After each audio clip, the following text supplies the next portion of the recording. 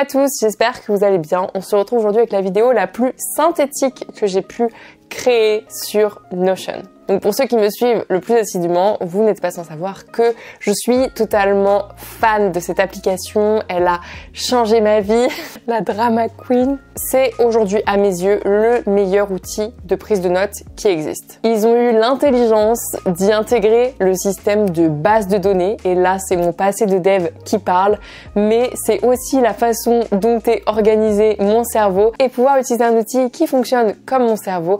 Pour moi, c'était une révolution. Le problème avec Notion, mais c'est également ce qui en fait sa force, c'est que lorsque tu t'inscris et que tu commences à créer ton premier espace personnel, celui-ci est totalement vide. Alors c'est pas totalement vrai, il y a quand même quelques pages, mais tu verras très rapidement dès que tu vas le prendre en main que tu vas vite les supprimer, puisque la force de Notion est justement la possibilité que l'on a à personnaliser au maximum son espace de travail. Afin que tu puisses rapidement prendre en main l'outil, l'adopter et révolutionner ton quotidien, je vais te partager aujourd'hui les 8 astuces que tu dois absolument connaître en tant que débutant pour devenir accro très vite à Notion. Première chose, le markdown. Cela permet de structurer ses notes extrêmement rapidement.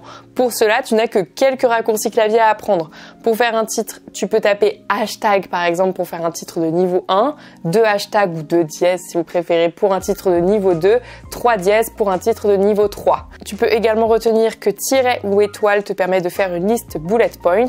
Si tu rentres un point, ça te permet de faire une liste numérotée. Bref, je te mets tout de suite à l'écran la liste des raccourcis que tu peux retenir dès maintenant pour mettre en forme ton texte très rapidement. Mais le markdown, ça va t'éviter de perdre du temps comme tu connaissais sur Word ou sur Page à aller sélectionner ton texte et à aller cliquer sur titre 1, changer la police, etc. Ici, tout cela se fait juste en tapant au clavier. Et si tu as la flemme, ou en tout cas que potentiellement au début tu as du mal à retenir tous ces raccourcis clavier, sache que tu as la possibilité de n'en retenir qu'un seul, qui est le slash, qui va te permettre de te donner accès à l'ensemble des blocs basiques qui existent sur Notion. Tu vas retrouver exactement ceux qu'on vient de citer ici. Donc par exemple, si on souhaite rajouter ce qu'on appelle un call-out, puisque je ne connais pas le raccourci clavier pour intégrer un call-out, vu que c'est un bloc que j'utilise finalement un peu moins souvent, eh bien tu n'as qu'à taper slash, à scroller et à trouver le call-out. Tu peux même commencer à taper call-out après avoir tapé slash et tu verras, si tu connais son nom, tu arrives directement sur le bloc en question. Donc pour commencer, si tu retiens déjà le slash, ce sera un très bon début. Troisième astuce, les bases de données. Organiser le contenu sous forme de base de données, mais quelle idée incroyable. Il faut voir une base de données comme simplement un ensemble d'éléments dont il est possible de définir des propriétés. Donc par exemple, on peut avoir une base de données qui contient la liste des matières que tu vas étudier cette année si tu es étudiant par exemple, et pour chacune de tes matières, tu vas pouvoir renseigner le semestre auquel tu étudies cette matière, l'adresse mail de ton professeur, la date de l'examen, le lien vers le PDF du cours, etc., etc. Et ensuite, tu vas avoir la possibilité de lier des bases de données entre elles. Et c'est là que toute la puissance de l'outil est révélée. Imaginons que tu souhaites créer une seconde base de données avec la liste de tes chapitres. Eh bien, tu vas pouvoir créer une propriété qui s'appelle une relation, qui va te permettre de faire un lien avec la base de données de tes matières. Ainsi, tu vas pouvoir ici associer chaque chapitre à la matière concernée. Dans ta base de données de matière, tu auras alors un champ qui sera apparu, qui listera les chapitres de ta matière. Alors là, tu vas me dire, ok, c'est cool, c'est bien rangé, c'est bien relié, c'est très beau, c'est très propre, à quoi ça me sert? Eh bien, ça va te servir à ce qu'on appelle créer des vues. Alors une vue, c'est simplement une visualisation. Merci Claire pour cette information très pertinente, qui va contenir tout ou un extrait de l'ensemble des données de la table. Lorsque tu vas cliquer sur Add View pour ajouter une vue, tu vas avoir plusieurs possibilités. Là, je vais te parler juste de mes petites préférées. La première, c'est la vue board, la vue tableau Kanban. Donc si tu connais Trello et que tu as déjà vu ces fameux tableaux avec les listes de tâches à faire, to do, doing, done, genre les tâches à faire, en cours et faites, et bien en fait ici tu vas pouvoir refaire exactement la même chose. Donc si tu as déjà l'habitude d'utiliser Trello, sache que Notion intègre sa propre solution de cette façon. Ensuite, il y a la vue calendrier qui te permet d'avoir une vue mensuelle de tes examens par exemple. Donc précédemment, eh bien on a ajouté la date d'examen pour chacun des chapitres. Ça te permet de créer une vue examen qui est sous forme de calendrier qui te listera les examens des matières associées. Et enfin, ma petite préférée, la vue galerie, juste parce qu'elle est très jolie et qu'on va pas se mentir, c'est quand même important d'avoir un espace de travail esthétique pour se motiver à s'y mettre. Et donc la vue galerie, elle te permet d'afficher une petite image, une petite miniature.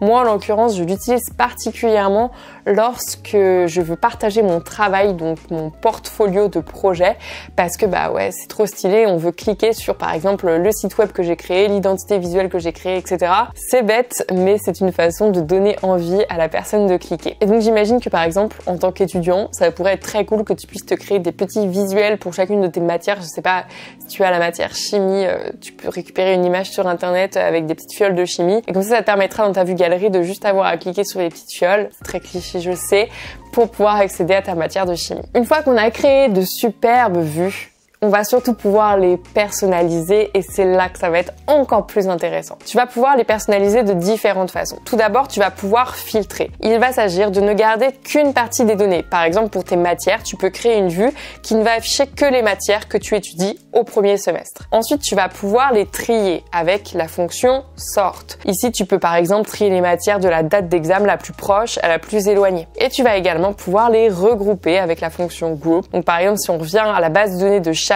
ça te permet de regrouper les données par matière étudiée. Comme ça, bah, genre, t'as comme ta liste des matières et les sous-chapitres pour chaque matière.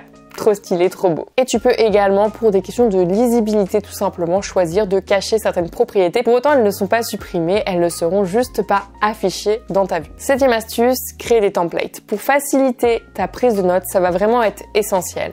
Je suis persuadée, si tu es étudiant, que la plupart de tes cours ont systématiquement le même format.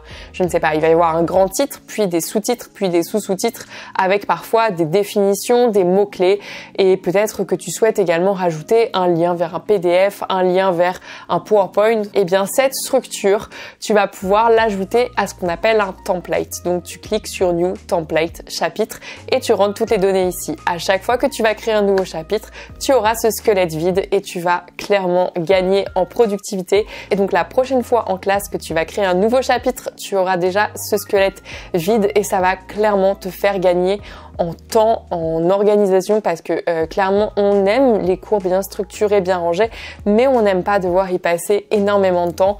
Donc c'est vraiment une astuce gain de temps et en même temps on aime bien que tout soit rangé. Et enfin la 8e astuce incontournable, et vraiment j'ai eu du mal à sélectionner que 8, je sais pas si je l'ai dit, mais 8 c'est pas beaucoup pour moi sur Notion. Dernière astuce qui pour moi est essentielle, ce sont les blocs synchronisés. Alors qu'est-ce que c'est? Il faut savoir que si tu veux que tes données soient bien rangées, pour moi, la chose hyper importante à laquelle il faut faire très attention, c'est qu'il ne faut qu'aucune information ne soit dupliquée.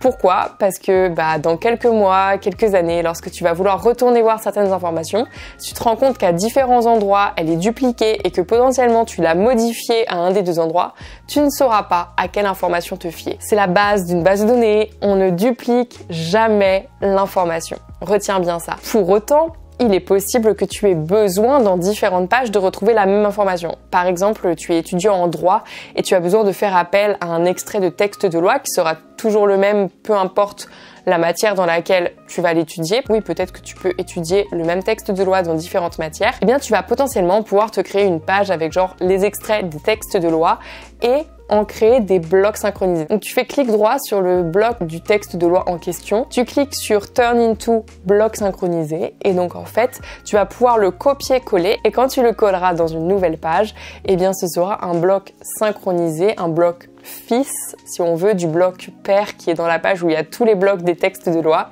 Et donc en fait ce qui va se passer, c'est que lorsque tu vas aller faire une modif dans le texte de loi père, eh bien il sera fait dans tous les textes de loi fils.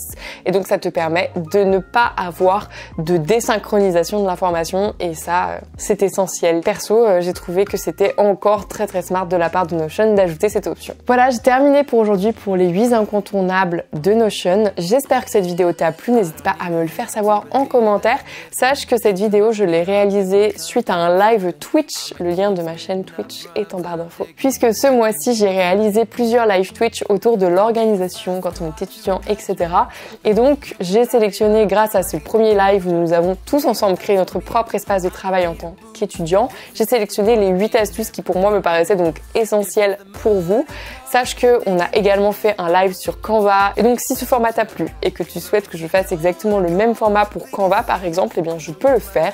Canva, c'est un outil de conception graphique qui te permet par exemple de te créer une belle illustration de ton emploi du temps ou encore une belle présentation PowerPoint pour un exposé ou même un beau CV ou même un beau post Instagram, que sais-je. Ça permet une multitude de choses très facilement, gratuitement en ligne. Donc si tu souhaites que je te parle de Canva sous le même format que cette vidéo, ce serait avec plaisir. D'ailleurs, si tu veux pouvoir créer un magnifique template Notion utilisant les mêmes stickers que moi avec les mois, les jours, etc. Eh bien, sache que le produit est disponible à la vente sur mon e-shop. Le lien est dans ma barre d'infos. Là-dessus, je vais te laisser. Je te souhaite une très belle journée et je te dis à très vite dans une prochaine vidéo.